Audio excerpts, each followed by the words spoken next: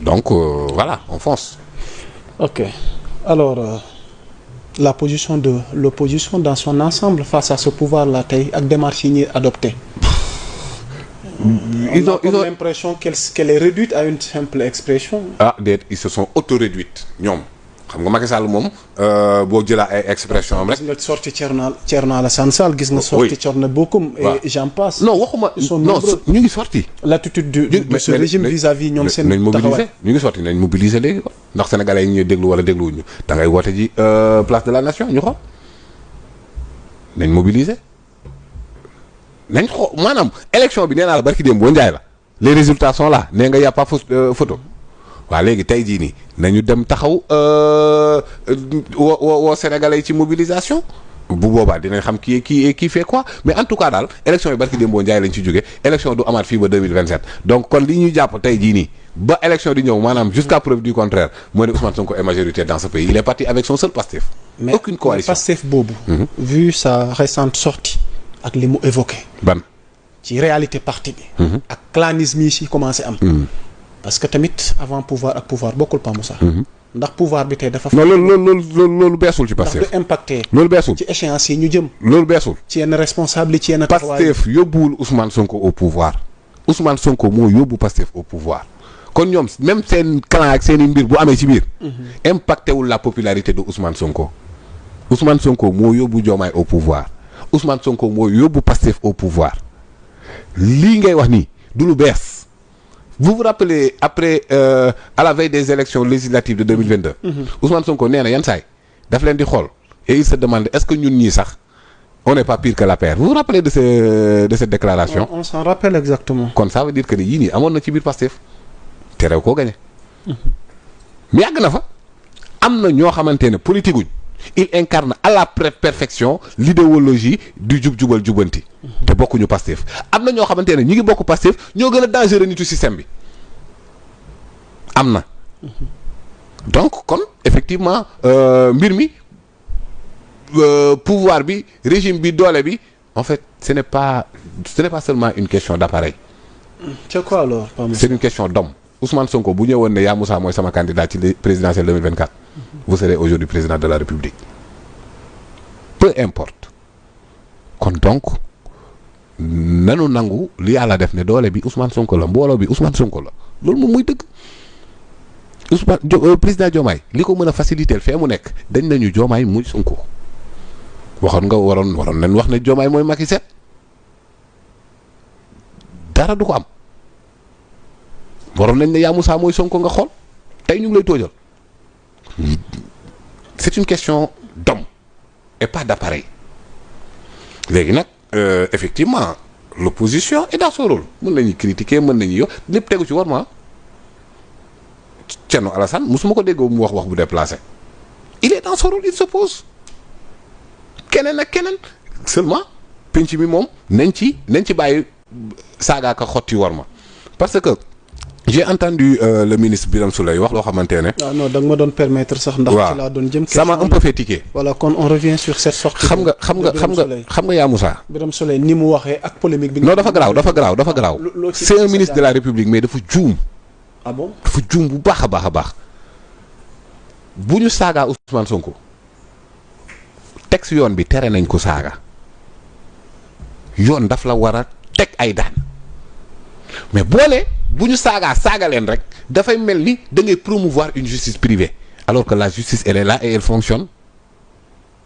comme elle se doit donc saaga justice moo ko war a lijjanti waaye bu ñu leen saaga leen bu ñu la waaw dafa mel ni yaa Moussa ñu ne la bu ñu la dóoree justice privée la di loolu or ñun dañoo abandonné benn parcelle de liberté pour jox ko à une entité suprême le contrat social. pour mu mën a doxal donc boo ñëwee ne buñ la dóoral buñ la saagaal day mel ni on s'installe dans l'anarchie Birame Souleye ministre de la République cadre de Pastef dafa war a promouvoir une performance de la justice ba penc mi bàyyi saaga ndax képp ku ko def yoon dina dal sa kaw ni mu war a dalee mais ku la saagaal comme le disait le président Wade du temps des années 90 way bu ñu leen dóoree chaîne nangam il était opposant il pouvait le dire, on pourrait le comprendre. Mais M. Birame Souleye n'est pas opposant. Il est ministre de la République. alors donc wax boobu noonu pour man lim gënoon a mën a promouvoir c'est d'exiger une justice efficace pour que saaga yi nii looloo ko fi mën a jëlee yoon foog muy dal ci kaw gaay bu baax a baax a baax. c'est-à-dire que ku fi def lu jéggi yoon que la politique de tolérance zéro soit effective ñu jël le maximum de la peine di ko dóor gaay pour ñu xam ne penc mi teguñ ko fi pour saaga du ay xaste moom moo ñu war a teg ci penc mi il faut que ñu am culture mais teg ay débat de niveau yi nga xamante ne dina nekk à la hauteur de notre ressource humaine ñuy wax question de développement buy nekk à la hauteur de notre potentialité mais ñun mën nañu fiy toog oui France nangam États-Unis mais allez-y dans ces pays-là pour voir est-ce que le débat day nekk autour de toto tap pâté tout sauf ça quand même tout sauf ça donc il ne devrait ndax pas loolu dire ça remettre en cause communication gouvernementale bi ci ay autorité tey bu non je ne pense pas que bu ñu mënee exprimer woon ni non je ne pense non je vous ai suivi avec le porte-parole du gouvernement Moustapha Ndiack Sarré dimanche directeur de l'école du parti Birame Souleye du parti ce n'est pas bokkul ak la communication gouvernementale quand même bu ñu confondre Birame Souleye je pense qu'il parlait ci cadre randonnée pédestre oui cadre non je pense ay université je pense qu'il parlait dans un cadre politique mais am na casquette de membre du gouvernement foofu lay mais même bu dul loolu sax fii mu toll même bu bokkul woon ci gouvernement promouvoir ku la saaga ko mooy ku la dóor ko ku la xas ko finalement on est dans la jungle la loi du plus fort est toujours la meilleure n'est-ce pas moo tax yaa Moussa je pense que tu serais très gêné que ma aborder yenn affaires yi mais c'est aussi la vérité Pape Ngagne bu waxee d'accord da ngay wax ak Pape Ngagne wax ko ci lim la wax tontu ko ci lim la tontu mais papaam yoonam newu ci quand même il faut pas ñuy extrapoler wala di attaque sur le plan personnel pour man amul njëriñ li mu wax man d'accord ma ci Badara il a violé la loi quel que soit loo ko mënti soutenir doo mën a génne loo xamante ne dans le cadre de ce qu'il a dit loo xamante ne tegu na ci yoon du début jusqu'à la fin mais attaque-toi à ses idées mais nañu bàyyi di am culture attaque de personne ku la saaga ko ku la nangam ko pour man loolu surtout que moom il est membre du gouvernement donc il est gouvernant dafa war a promouvoir une stabilité sociale une stabilité sociale nag nekkul ci une société buy saagante déedéet ok nangul naa la loolu waxtaan wi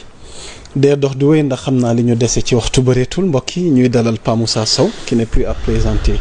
ci réew mi ci taxawaay juriste am ak xam-xamam gi muy joxe ci wàllu woowu noonu Pa Moussa defe naa on est au terme de l'émission voilà donc ma bañ la teelu yàgg mais dafa am benn sujet d'actualité boo xam ne bëggoon nañ ci am sa xalaat parce que lëmbee na réew mi créé na polémique ku ci nekk di ci amal sa gis-gis mais nag balaa ma lay laaj dañuy jaajëfal vraiment wax ngàcce ngalaama la police nationale du Sénégal lu ne mën nañ leen ko reprocher ndax bëri na yi fii xew ñu bañal leen lenn li waaye bi yoon ñu def benn opération gu am solo goo xamante ne vraiment defe naa askan wi ñëpp a ko rafetlu di leen ci jaajëfal muy teg loxo gi ñu teg loxo ki ñuy wax Kocc de son vrai nom Hadj Babacar Dioum ndax indice yëpp wane na ni vraiment mën nañ jàpp ne koo koy Kocc ñu teg loxo Kocc teg loxo entreprise criminelle am boobu nga xamante ni moom la yoroon di ci exploiter ay données à caractère personnel ci wàllu sextape ci wàllu vidéo pornographique loolu yàq ay dundu sénégalaises yoo xamante ni ba jéggi frontières yi indi njàkkare ak tiis installé malaise goo xam ne vraiment am nañu ci seen dund yàqu diggante 2018 waaye yàlla mi dara teewul ñu teg ko loxo alors tey Pa Moussa l'affaire Kocc la yow sa njàngat di bàyyiloo xel nit ñi ne ba ci sax boo demee accès ci mboolem plateforme yi ñu yoroon moo xam seeni porno moo xam babi porno fi mu ne nii gis nañ ne police teg na fa loxo goo xamante ni sax boo duggee dañ lay xamal ni fi mu ne ni site bi saisir nañ ko alors Pa Moussa l'affaire Kocc tey sur le plan wàllu yoon non waaw la